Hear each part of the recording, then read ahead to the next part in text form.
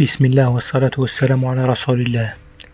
مرحبا بكم. معنا في درس جديد. اليوم سنتكلم عن صرير الأسنان. البروكسيزم هو حالة تطعن أسنانك فيها أو تصر عليها وتطبقها. إن كنت تعاني صرير الأسنان فقد تطبق أسنانك بدون وعي عندما تكون مستيقظا. صرير الأسنان في أثناء اليقظة، أو تطبقها وتطعنها في أثناء النوم. صرير الأسنان في أثناء النوم، حيث يعتبر صرير الأسنان في أثناء النوم اضطراب حركة متعلقا بالنوم.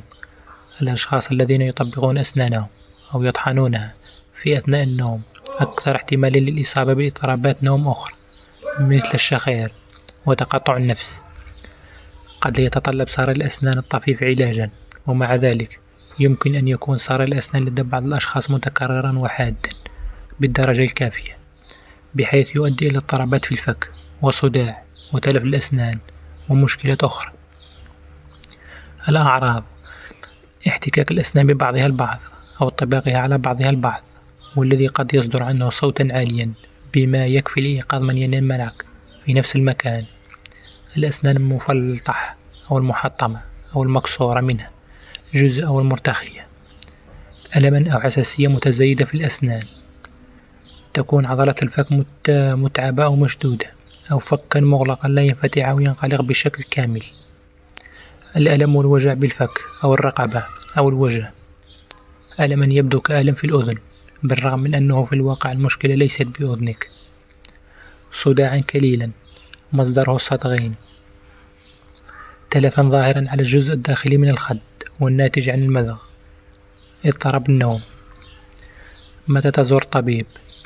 عليك برؤية طبيب الأسنان إذا اختبرت أي من الأعراض المذكورة أعلاه، أو إذا كان هناك ما يستدعي القلق بشأن صحة أسنانك أو الفك. إذا لاحظت أن طفلك يكز بأسنانه أو أسنانها، أو لديه علامات أو أعراض أخرى تخص صرير الأسنان، فتأكد أن تذكر ذلك أمام الطبيب خلال موعد طفلك معه. الأسباب: لا يتفهم الأطباء أسباب الإصابة بصرير الأسنان بالكامل، ولكن يمكن أن تكون نتيجة عن مزيج من العوامل الجسدية والنفسية والوراثية. قد يكون صرير الأسنان في أثناء الاستيقاظ بسبب المشاعر مثل القلق أو الضغط العصبي أو الغضب أو الإحباط أو التوتر، أو قد يكون بسبب استراتيجية تأقلم أو عادة تمارسها بتركيز عميق. العمر: تشيع مشكلة الجز على الأسنان لدى الأطفال الصغار، ولكن عادة تختفي في مرحلة البلوغ. نمط شخصية: يمكن أن يزيد وجود نمط شخصية عدواني أو تنافسي أو مفرط النشاط من خطر الإصابة. ما هي النصائح التي يمكن أن تخفف المشكلة؟ أولا، السيطرة على الضغط النفسي والتوتر عن طريق الاستماع إلى القرآن وممارسة الرياضة وتمارين الاسترخاء.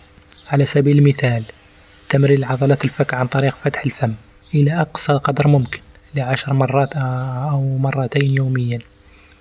تناول مسكنات لتقليل الألم الناجم عن ضغط الفكين، ووضع القليل من الثلج داخل قطعة من القماش النظيف على عضلات الفك لمدة 20 إلى 30 دقيقة. تجنب مضغ العلكة وتناول الأكل الصلب كالمكسرات. رجاء ادعمونا بلايك واشتراك وتفعيل جرس الإنذارات ومشاركة هذا الفيديو مع أصدقائكم.